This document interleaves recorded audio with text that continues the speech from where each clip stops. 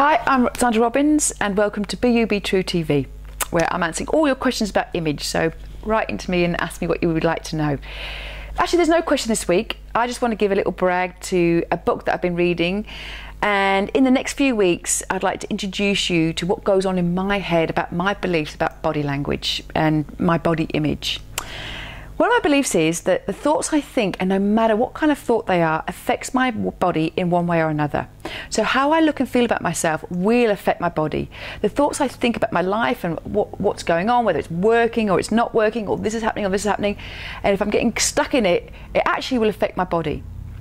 When I was about 20, I was introduced to Louise Hay's and her book, How to Heal Your Life, and that was it. I was a total believer from then on. I then invested in The Barometer of the Soul by Annette Nuntil, which I've really enjoyed as well. But I use these books like a family doctor. And when I've got some body ailments, I will go and look up and have a look and see where I'm not watching my thoughts and actions.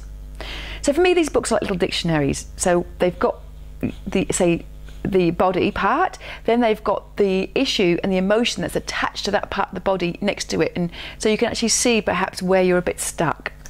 So I recently came across a great book called The Secret Language of Your Body by Ina Siegel. Now what's exciting is she's a Melbourne girl, and I'd like to share with you some of her beautiful wisdom.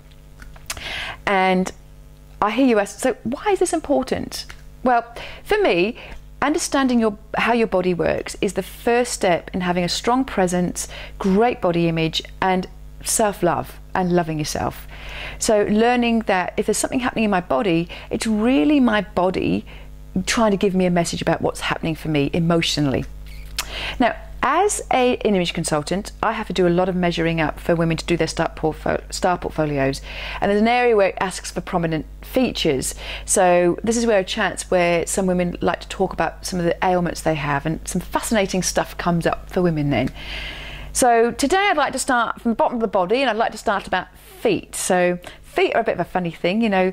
There's a lot of women don't like feet and whatever, but I actually have a great appreciation for my feet because they do a lot. They carry me around. They get very neglected in winter too, I must say.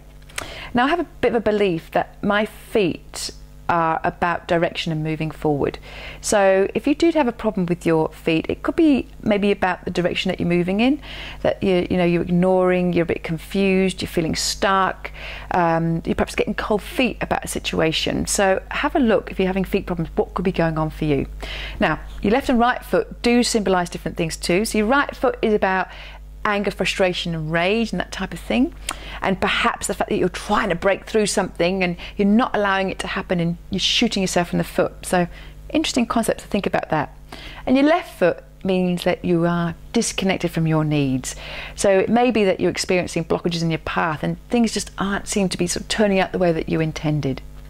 So be aware of dragging pain from your past, from difficult relationships, and there may be an imbalance between giving and receiving. So this is the kind of advice that she would be giving in her book. So if your feet are presenting problems, it's a great time for you now to look at your life and see where you can change direction. And as Ina would suggest in her book, focus on letting things go from the past now and move forward.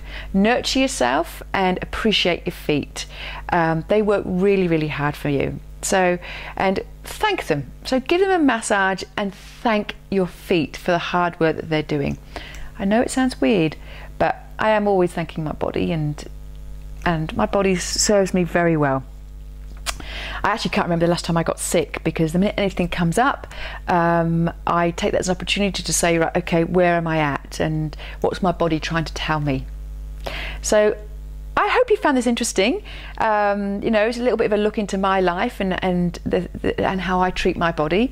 So I would love to hear from you. I'd love to hear if stuff's ever happened to you, and that it's had a direct, your body's been speaking to you well. There's a direct connection between the emotion, your body, and what's happening to you. So I would love to know. So come over to sandrarobbins.com and join the gang. And I'd love to interact with you on that one. So, and if you've really loved this and you think some friends would love it, send them the link. And if you've enjoyed this and you like getting information about image, there's stuff I put in emails I don't put in these videos because I don't have time. So come over to sandrarobbins.com and join and subscribe to my email. Okay, thanks very much. Bye. See you next week.